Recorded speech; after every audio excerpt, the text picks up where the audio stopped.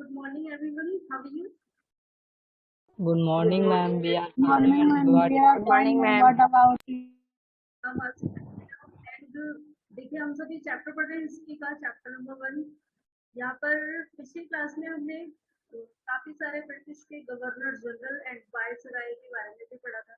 And दूसरी चीज और क्या पढ़ा था कि जो ब्रिटिश के हिस्टोरियन आए थे उन्होंने हमारे इंडियन हिस्ट्री को कैसे डिवाइड किया है, यानी कि स्टडी करने के लिए वो लोग इंडिया की हिस्ट्री को कैसे डिवाइड करते थे।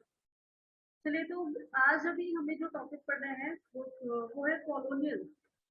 तो ये क्या है और किसी कंट्री के लिए ये टाइटल क्यों यूज किया जाता है, ये भी हम आज के टॉपिक में पढ़ेंगे।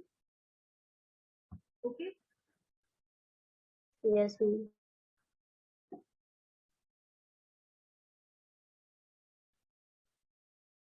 इस बुक दिख रही है सभी को? Yes, Yes, ma'am. ma'am. Yes, ma'am.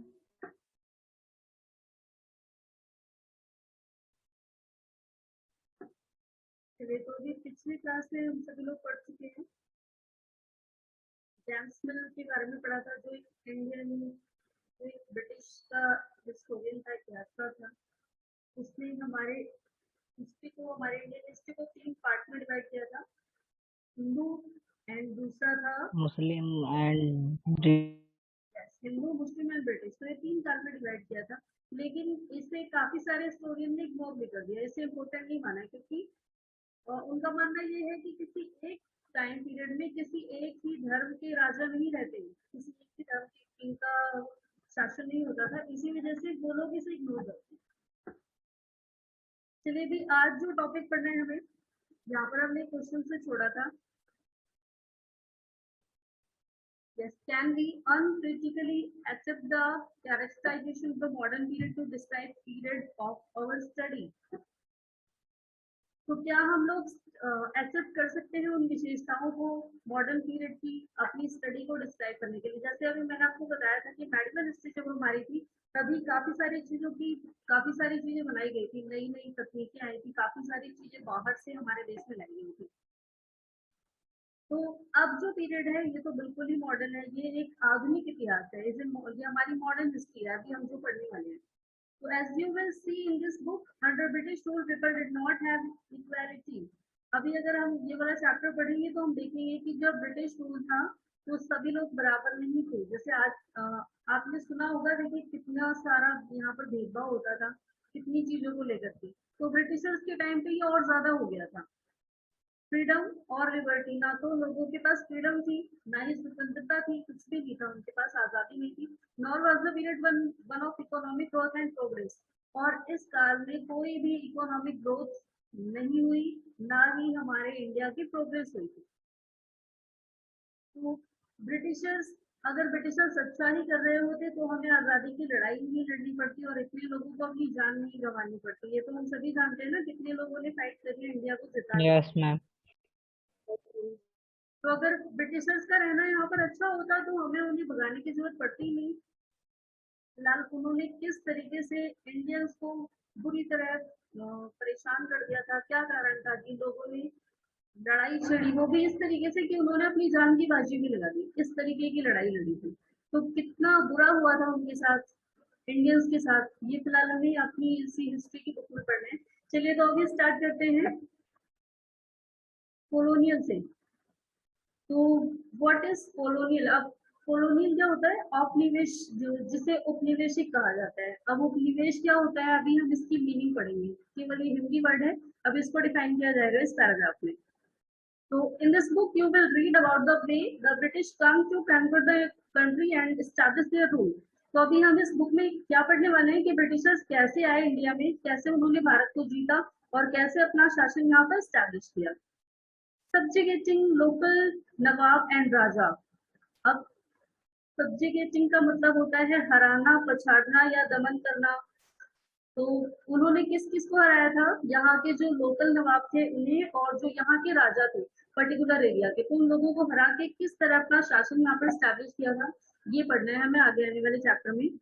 You will see how they establish control over the economy and society. साथ ही हम ये भी पढ़ेंगे कि किस तरीके से उन्होंने हमारे इंडिया की इकोनॉमी पे, अर्थव्यवस्था पे अपना अधिकार कर लिया। पूरे के पूरी सोसाइटी पे अपना अधिकार कर लिया। collected revenue to meet all their expenses, bought the goods they wanted at low price। अब देखिए टैक्स भी कलेक्ट करते थे, रेवेन्यू यहाँ पर टैक्स है तो रेवेन्यू भी कलेक्ट करते थे, टैक्स कलेक्ट करते थे जितना उन्हें चाहिए होता था अपने खर्चे के लिए। जो सामान उन्हें चाहिए होता था वो उसे लो प्राइस पे खरीदते थे। Produce crop they needed for export, जो फसलें उन्हें एक्सपोर्ट करनी होती थी अपने ब्रिटेन में, वो फसलें भी यहाँ उगाते थे। and you will understand the change that come about as a consequence। अब ये changes कैसे आए लगातार consequence में, क्रम में हमें पढ़ना है। You will see also come to know about the changes British rule brought about in values and taste, custom and practice। साथ ही हमें ये भी पढ़ना है कि ब्रिटिशर्स के आने के बाद हमारे यहाँ की वैल्यूज में, टेस्ट में, कस्टम में और प्रैक्टिस में क्या क्या चेंजेस आए ब्रिटिशर्स के आने के बाद। मतलब ब्रिटिशर्स ने किस तरीके से हमारी सोसाइटी को, हमारे कल्चर को, सारी चीजों को चेंज कर दिया। Then the subjugation of one country by another leads to the kinds of political, economic, social and cultural change we refer to the process as colonization। तो कॉलोनाइजेशन किसे कहा जाता है, जब किसी एक कंट्री द्वारा किसी दूसरे कंट्री की सारी चीजों पे अधिकार कर दिया जाता है। यानी कि कोई एक देश जब किसी दूसरे देश के द्वारा दिखाई गई राह पर चलता है, यानी कि वहां की पॉलिटिकल चीजें, इकोनॉमिक चीजें, सोशल, कल्चरल सारी चीजें किसी और के द्वारा चलाई जाती है। तो जो देश, मतलब जिस देश के ऊपर कोई शासन करने वाला है उसे ही हम क्या बोलते हैं, कॉलोनियल, यानी कि उपनिवेश। ओके, तो भी हमारा yes ma'am, इंडिया एक Yes, ma'am. उपनिवेश था। किसका उपनिवेश था, ब्रिटिशर्स का, क्योंकि यहाँ पर वही शासन कर रहे थे। You will however find that all classes and groups did not experience these change in the same way। अब साथ ही हम ये भी पढ़ेंगे कि ब्रिटिशर्स के टाइम पे ना जितने भी लोग थे सभी की स्थिति एक जैसी नहीं थी। मगर जैसे अगर मान लिया जाए कि पूरे इंडियंस के साथ उन्होंने एक ही तरीके का व्यवहार किया तो ऐसा बिल्कुल भी नहीं था। किसी को तो उन्होंने बहुत बड़ी पोस्ट दे दी, किसी को बहुत ही ज्यादा नीचे रखा, और ऐसा इसलिए क्योंकि वो फूट डालना चाहते थे। उन्हें लगता ऐसा था कि हम जो हमारे काम के हैं उन्हें हम लोग मिला के रखें और जो बहुत ज्यादा गरीब हैं उनसे काम कराया जाए, उनका फायदा उठाए। तो अगर सबके नजरिए से देखी जाए ब्रिटिश काल में जो हिस्ट्री है वो सभी के टाइम पे अलग अलग है। इसीलिए इस बुक का भी नाम रखा गया है अवर पास्ट, जो कि प्लूरल है, क्योंकि जितने लोग थे उनके नजरिए से हिस्ट्री, उनका अपना अलग अतीत होगा, दूसरे जो लोग थे उनका अपना अलग पास्ट होगा। तो इसलिए इसका टाइटल क्या रखा गया है, अवर पास्ट। चलिए अब आगे और क्या चीजें हैं। हाउ डू वी नो, तो हम कैसे जान पाते हैं किसके बारे में, तो व्हाट सोर्सेज जो historian use in writing about the last 250 years of Indian history. तो भारतीय इतिहास के ये 250 साल जब तक ब्रिटिशर्स ने यहाँ पर शासन किया, इसके बारे में हमें कहाँ से पता लगता है। जैसे अभी अगर बात की जाए हमारी एंशिएंट हिस्ट्री की, तो हमें उसके बारे में पता लगता है कॉइन्स, अभिलेखों से, और जो ज्यादातर तो एक्सकेवेट जो खुदाई की गई थी उसके थ्रू पता लगता है हमें। इसके अलावा जो मंदिर बनवाए गए हैं, टेम्पल्स, उनसे पता लगता है। फिर मेडिवल हिस्ट्री में हमने किससे पढ़ा था, अधिकतर हमें इंस्क्रिप्शन से पता लगता था, वहां पर कॉइन से, और जो टेम्पल्स बनवाए गए हैं खुदाई से नहीं, खुदाई से केवल एंशिएंट हिस्ट्री के बारे में पता लगता है। तो अब जो ब्रिटिशर्स की जो हिस्ट्री है कि ब्रिटिशर्स आए उन्होंने क्या क्या किया, क्या क्या पॉलिसीज थी उनकी, उनके टाइम पे कैसी सोसाइटी थी, इसके बारे में हम लोग कैसे जान पाएंगे। तो यही पढ़ना है हमें इस वाले पैराग्राफ में। तो एडमिनिस्ट्रेशन प्रोड्यूसेस रिकॉर्ड्स, तो जो प्रशासन था वो अभिलेख तैयार करता था। यानी कि अंग्रेजों के टाइम पे जो एडमिनिस्ट्रेशन पॉलिसी थी, जो प्रशासन था उनका, जो बनाए गए थे लेवल, मतलब जो भी जिस पोस्ट पे होते थे, तो वो सारे अपने रिकॉर्ड्स को तैयार रखते थे। कहाँ रखते थे अभी ये भी पढ़ेंगे। So one important source is the official records of the British administration। The British believed that the act of writing was important। अब ब्रिटिशर्स को लगता था कि लिखने वाला काम बहुत ज्यादा इम्पोर्टेंट है। Every instruction, plan, policy, decision, agreement, investigation had to be clearly written up। उन उनके नजरिए से ये सारी चीजें लिखी जानी चाहिए थी, चाहे कोई इंस्ट्रक्शन हो, चाहे कोई प्लान हो, चाहे कोई पॉलिसी हो, चाहे कोई डिसीजन लिया गया हो, या फिर कोई एग्रीमेंट हुआ हो दो लोगों के बीच में, या फिर उन्होंने कोई इन्वेस्टिगेशन की हो, तो इन सारी चीजों को लिख के रखना जरूरी है। वो ये सोचते थे।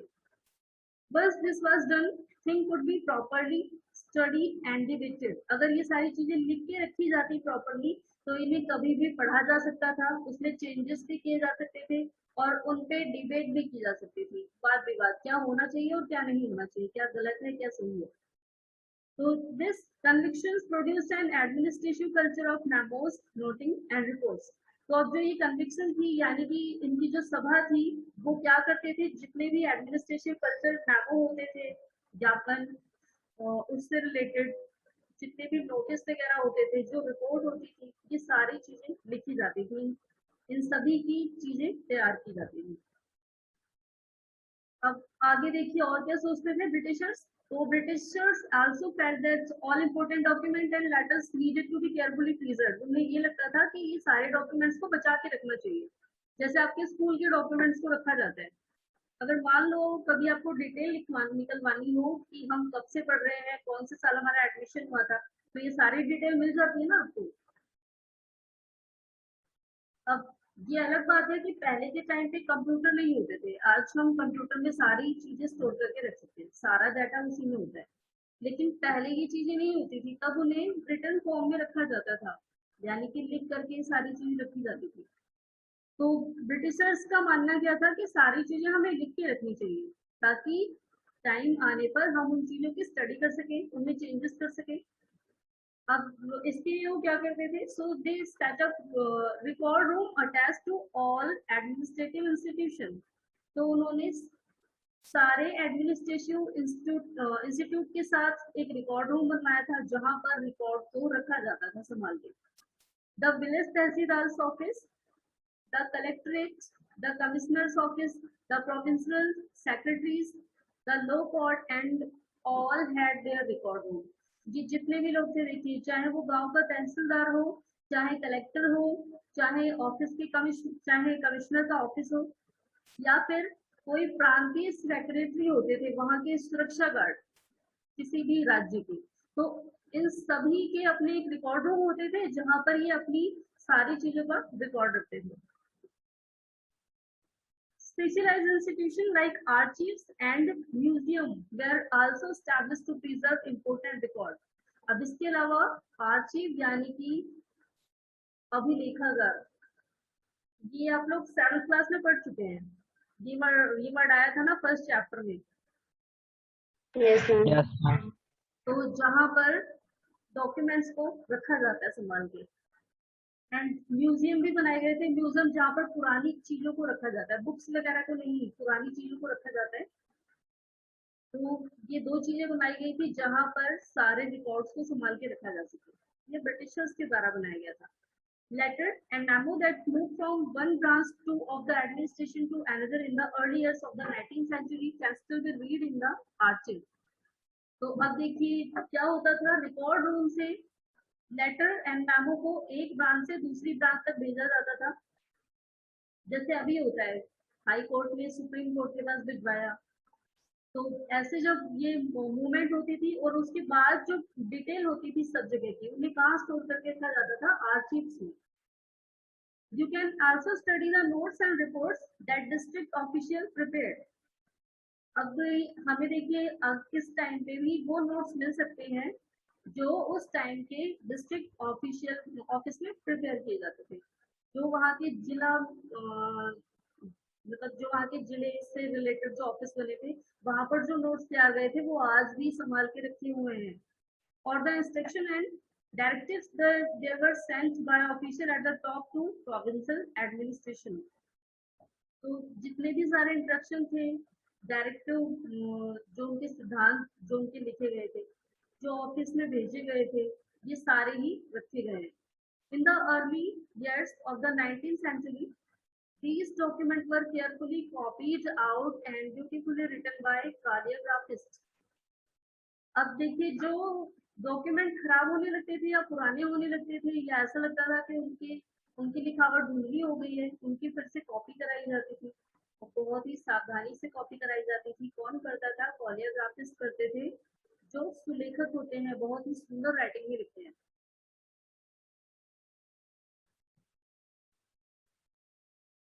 यानी ब्रिटिशर्स जो है वो सारी चीजों का रिकॉर्ड रखते थे बहुत ही सावधानी से, और यही कारण है कि आज के टाइम पे रिकॉर्ड्स हैं भी सारे हमारे पास, हम देख सकते हैं उन्हें।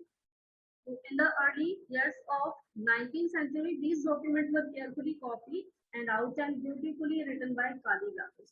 तो ये सारे नोट्स लिखवाए जाते थे, कॉपी कराई जाती थी इनकी। कौन करता था इनकी कॉपियां? कालीग्राफर्स जो होते थे, तो बहुत ही सुंदर हैंड राइटिंग में सारी चीजों को दोबारा से नोट डाउन करके रखते थे। That is by those who specialize in the art of beautifully writing. तो इसके देखिए आपको यहाँ पर डेफिनेशन भी दे दिया। वो व्यक्ति जिसकी एक तो ड्राइंग बहुत सुंदर हो, दूसरा जिसकी राइटिंग बहुत सुंदर हो, तो ऐसे पर्सन को इन नोट्स को दोबारा कॉपी करने का काम दिया जाता था। By the middle of the 19th century के मिडिल में, यानी कि 1850 के लगभग, with the spread of printing, multiple copies of the records were printed as proceeding of each government department. अब क्या हुआ? 1850 के लगभग प्रिंटिंग यानी कि छपाई होने लगी, तो अब इसलिए किसी एक रिकॉर्ड की मल्टीपल कॉपियां बनाई जाने लगी और उनको संभाल के रखा भी जाने लगा। बाई चांस अगर एक नहीं मिलती है तो दूसरी मिल जाएगी एग्जैक्ट टाइम पे। ये देखिए सबसे पहला नेशनल आर्चिव है जो बनाया गया था 1920 में ब्रिटिशर्स के टाइम पे। सबसे पहला इंडिया का आर्चिव, अभिलेखागार, जहां पर डॉक्यूमेंट्स को रखा जाता था। When the new Delhi was built, the National Museum and the National Archive were both located close to the bicycle palace, sorry। तो जब नई दिल्ली बनाई गई थी तो म्यूजियम और नेशनल आर्चिव दोनों ही वायसराय के महल के पास ही बनाए गए थे। This location reflects the importance these institutions had in British imagination. तो अब ये दिखाता है कि कितना इम्पोर्टेंट उनके लिए संस्थान कितना इम्पोर्टेंट था, तभी तो इसे महल के पास ही बनाया गया था।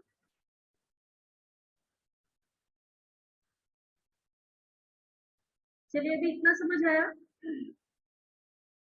Yes ma'am. अंग्रेजों के आने के बाद सारी चीजों का रिकॉर्ड रखा जाने लगा। इसके पहले किसी भी चीज का रिकॉर्ड नहीं रखा जाता था। राजा महाराजा इंस्क्रिप्शन छुपवाते थे लेकिन रिकॉर्ड नहीं रखते थे ज्यादा। उनके यहाँ जो ट्रैवलर आते थे वो उनके बारे में लिखते थे, तो उससे हमें पता लगता है। लेकिन अभी जब अंग्रेज आए तो उन्होंने किन किन चीजों की डिटेल लिखनी शुरू की, ये भी हम आगे आने वाले चैप्टर्स में भी पढ़ेंगे। वो इंडिया के हर एरिया में घूमते थे, वहाँ की जनसंख्या लिखते थे, वहाँ के लोगों की लैंग्वेज क्या है ये भी नोट डाउन करते थे, कहाँ की जमीन कितनी है, ये सारी चीजें नोट डाउन करके रखते थे अंग्रेज। तभी तो उन्होंने इतना ज्यादा शासन किया था इंडिया पे। Yes ma'am.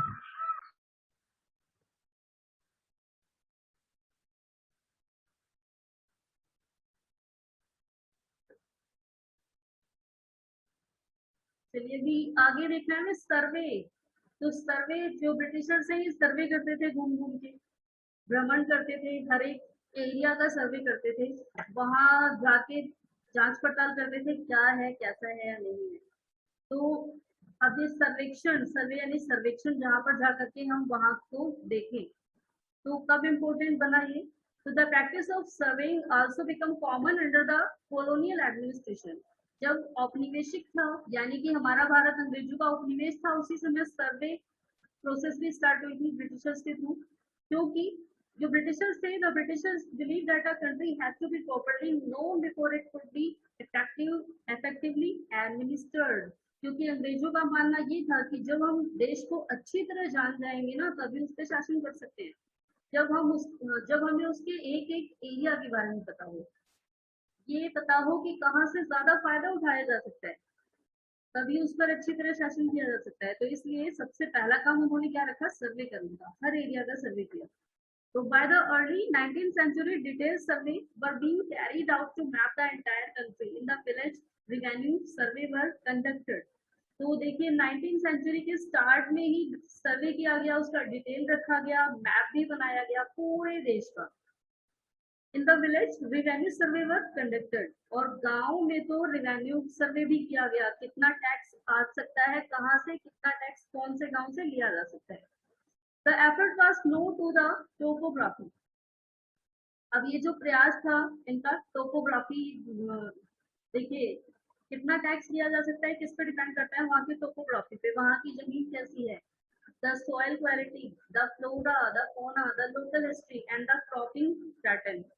तो ये सारी चीजें थी, यानी कि किसी भी गांव से टैक्स कलेक्ट करने के लिए वहाँ की मिट्टी की क्वालिटी देखना जरूरी है, वहाँ की फ्लोरा एंड फौना के बारे में जानना जरूरी है, वहाँ की लोकल हिस्ट्री जानना जरूरी है कि वहाँ के लोगों की मान्यताएं क्या हैं, और दूसरा क्रॉपिंग पैटर्न, कौन सी फसलें कितनी मात्रा में उगाई जाती हैं और कौन सी फसलें यहाँ पर हम लोग उगवा सकते हैं।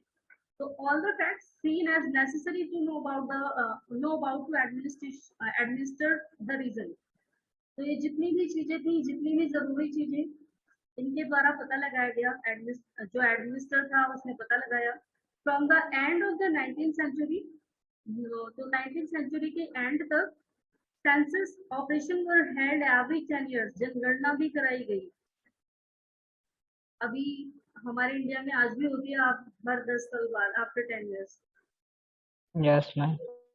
तो देखिए ये सेंसस वाला काम ये ब्रिटिशर्स ने शुरू कराया था, जनगणना करानी, कितने लोग हैं टोटल इंडिया में।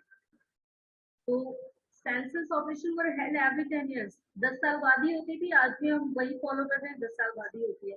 These prepare detailed record of the number of people in all the provinces of India। तो इसमें क्या रिकॉर्ड रखा जाता था कि भारत के सारे प्रोविंसेस में, भारत के सारे प्रांतों में टोटल कितने लोग हैं। Noting information on caste, religion and occupation, साथ ही साथ केवल जनगणना ही नहीं, जनगणना में ये भी लिखा जाता था कि कितने लोगों का धर्म क्या है, कितने लोगों का क्या ऑक्यूपेशन है, उनकी कास्ट क्या है, ये सारी चीजें भी रिकॉर्ड रखी जाती थी। There were many other survey, botanical survey भी किया गया, यानी कि पेड़ पौधों से रिलेटेड कितने, कौन कौन सी प्रजातियां पाई जाती हैं इंडिया में, कौन कौन से पेड़ों की। जूलॉजिकल सर्वे, जानवरों का भी किया गया, कितने जानवर कितने टाइप के पाए जाते हैं इंडिया में। एंड इसके अलावा आर्कियोलॉजिकल सर्वे, आर्कियोलॉजी हम लोग पढ़ चुके हैं, पुरातत्व इतिहास, तो कौन से पुरातात्विक चीजें हैं, कहाँ पर पाई जाती है, कौन सी पुरानी बिल्डिंग है, इन सब की भी स्टडी की गई। और दूसरा है एंथ्रोपोलॉजिकल सर्वे, कीट विज्ञान, यानी कि कीड़े मकोड़े कौन से हैं, तो कितने यूजफुल हैं, इनका कहाँ यूज किया जा सकता है। तो देखिए अभी कितना सारा सर्वे कराया है लोगों ने यहाँ आके, और इतनी ज्यादा टेक्निक यूज की, इसी वजह से वो उन लोगों ने इतने टाइम तक शासन भी किया है हमारे इंडिया में।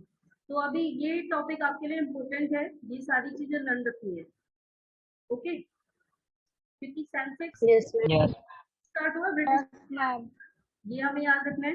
दूसरी चीज, उन्होंने किन किन चीजों का सर्वे कराया था, तो ये ऐसी चीजें हैं जो याद रखनी है, अभी हमें लर्न रखनी है।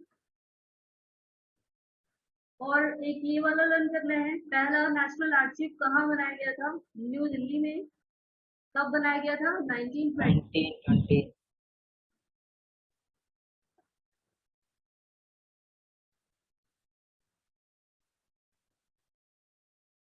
और एक क्वेश्चन और बनता है अभी, व्हाट इज कॉलोनियल, औपनिवेशीकरण क्या है, उपनिवेश क्या है। चलिए अभी कौन बताएगा इसका answer.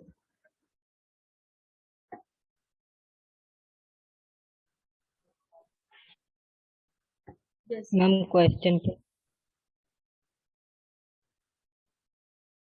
Ma'am please repeat the question. Yes, आप बेटा आपको बताना है व्हाट इज कॉलोनियल।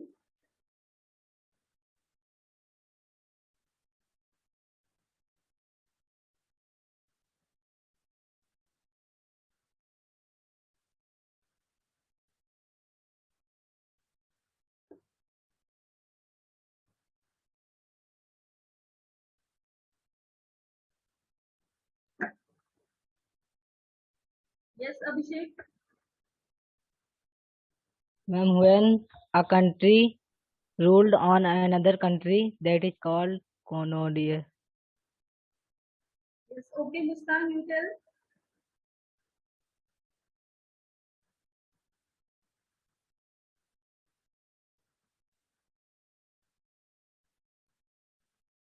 चलिए और कौन बताएगा व्हाट इज कॉलोनियल?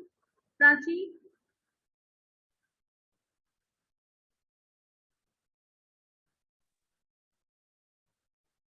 ठीक है, आपको इस पैराग्राफ में दिया हुआ है इसका आंसर, अभी अभिषेक ने बताया है। Yes. When the submission of one country by another leads to the kinds of political, economical, social and cultural change. This is known as colonization.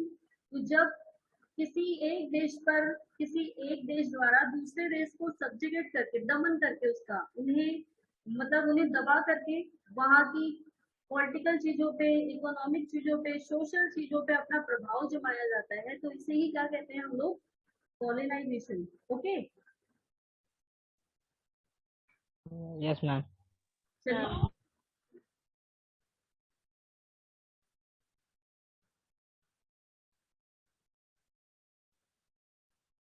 चलिए भी आगे एक चीज और दी है, what official record do not tell. तो जो ब्रिटिशर्स ने जो ऑफिशियल रिकॉर्ड बनाए थे उनके द्वारा हमें कौन सी चीज नहीं पता लगती, यानी कि कौन सी ऐसी चीज है जिन्हें उनके नोट्स में, उनके डॉक्यूमेंट्स में छुपाया गया है। तो from this vast corpus of records we can get to know a lot. तो इनका जो ये बहुत ही पुराना और महत्वपूर्ण जो इनका रिकॉर्ड रखा गया है संभाल के, इससे हम बहुत सारी चीजें जो हमें बहुत सारी जानकारी मिलती है। लेकिन we must remember that these are official record, लेकिन हमें ये ध्यान रखना चाहिए कि ये कौन से रिकॉर्ड है? Official record. तो ये हमें केवल ऑफिशियल थॉट के ही बारे में बताएंगे।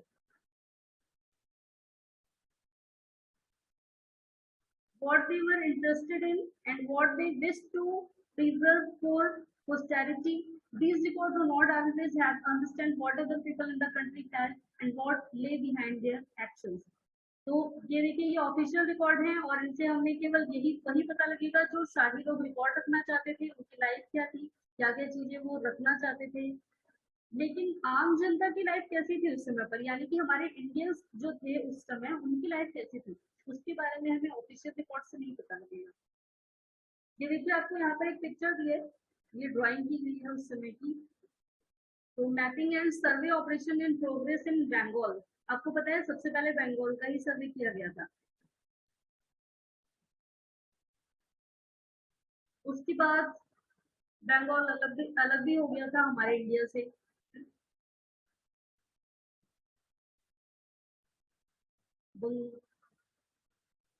Mapping and survey operation in progress in Bengal है ड्राइंग बाय जेम्स प्रिंसेप। तो ये जेम्स प्रिंसेप ने ड्राइंग की है 1832 में।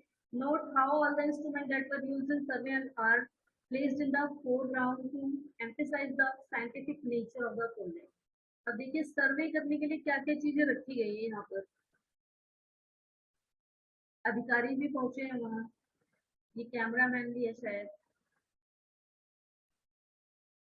और सारी चीजों का घूम घूम के सर्वे किया जा रहा है। दूसरी एक और पिक्चर दी है द रिजल्ट्स ऑफ 1857। बेटा आप में से किसी को 1857 के रिकॉर्ड के बारे में मालूम है? अभी देखिए आजादी की लड़ाई तो सभी जानते हैं जो 1947 से पहले हुई थी, महात्मा गांधी, चंद्रशेखर आजाद, भगत सिंह, ये सारे इसमें थे। लेकिन 1857 का रिकॉर्ड कब हुआ था, क्यों हुआ था, ये मालूम है आपको?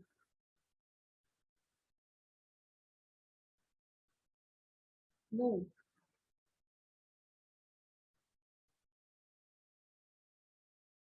ये 1857 के रिकॉर्ड के बारे में आपको फिलहाल पढ़ना है, आई थिंक चैप्टर नंबर 4 या 5 में है शायद। तो जब ब्रिटिशर्स को 100 साल हो गए थे शासन करते करते, तो इंडियंस ने सोचा कि उनका मतलब उनकी उनका माइंड सेट था इस तरीके का कि हर 100 साल बाद किसी भी राजा का अंत हो जाता है। तो इस वजह से उन्होंने क्या किया, उन्हें लगा कि 757 में ये लोग एंटर हुए थे, शुरुआती दौर 1757 से ही था। 1857 में लगभग 100 ईयर इनके कंप्लीट हो चुके थे। तो इंडियंस ने मिलकर क्या सोचा कि अब हमें अंग्रेजों को भगाना चाहिए। फिलहाल उन्होंने ठाना नहीं था, एकजुट होकर लड़ाई नहीं लड़ी थी। यही कारण था कि ये मिशन फेल रहा था, नहीं तो हम उसी टाइम जीत जाते 1857 में ही। लेकिन 1857 में जो रिवॉल्ट हुआ था ना, इसमें भले ही काफी लोग लड़े हों, भले ही काफी लोग मरे हों, लेकिन सभी का टारगेट अलग था। जैसे भी झांसी की रानी का नाम सभी को मालूम है, झांसी की रानी के बारे में सुना है ना? Yes ma'am. आपको पता है झांसी की रानी इसी रिवॉर्ड से रिलेटेड है। 1857 की लड़ाई लड़ी थी उन्होंने झांसी से, और वो क्यों लड़ रही थी? क्योंकि वो अपने पुत्र को उत्तराधिकार दिलाना चाहती थी। तो इसी तरीके से अलग अलग लोग अपने अलग अलग चीजों के लिए लड़ रहे थे। अगर सभी ने एकजुट होकर लड़ाई की होती ना कि हमें ब्रिटिशर्स को भगाना है एक साथ मिल करके, तो फाइनली वो लोग जीत चुके होते। लेकिन सभी अलग अलग लड़ाई कर रहे थे कि नहीं, हमें अपना एरिया बचाना है, अपना राज्य बचाना है। झांसी की रानी भी अपने राज्य को बचाने के लिए ही लड़ रही थी। सेम ऐसे ही मंगल पांडे भी थे उसी टाइम पे, नाना साहब भी थे। तो अलग अलग लोग थे और ये सारे ही अपने एरिया को बचाने के लिए लड़ रहे थे, और अंग्रेजों ने फायदा उठाया। एक एक जो भी जिस एरिया से था उसे करा दिया वहीं पर, और ये मिशन फेल हो गया। तो ये आपको उसी 1857 के रिकॉर्ड की पिक्चर दी है।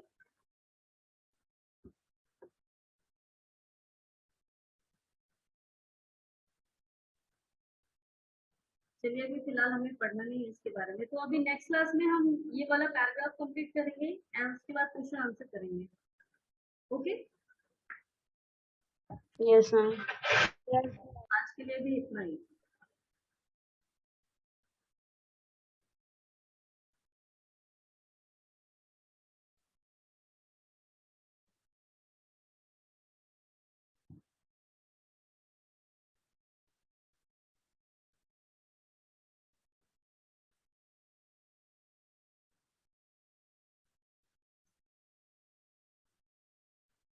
चलिए, तो अभी आज जितना पढ़ा है सभी को समझ आया? Yes ma'am. किसी को कोई डाउट्स तो नहीं है?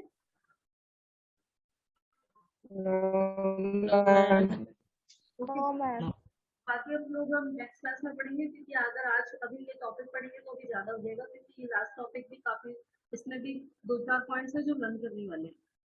तो इससे भी नेक्स्ट क्लास के लिए छोड़ते हैं, और आपको पिछला चैप्टर भी रिवाइज करके आना है, क्योंकि हम लोग लास्ट क्लास में नेक्स्ट क्लास में अपनी एक्सरसाइज पर डिस्कस करेंगे। Okay, yes ma'am. Yes ma'am.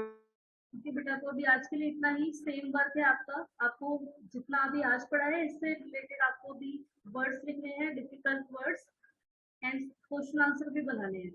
आज फिलहाल काफी काफी सारे आपने इम्पोर्टेंट पॉइंट्स पढ़े हुए हैं, तो यस मैम। क्वेश्चन बनाने हैं उससे, और वर्ड जो इसके डिफिकल्ट वर्ड्स है वो भी नोट डाउन करने हैं। ओके बेटा, यस मैम। Yes ma'am. तो अभी आज के लिए इतना ही। Good bye everyone. Bye ma'am.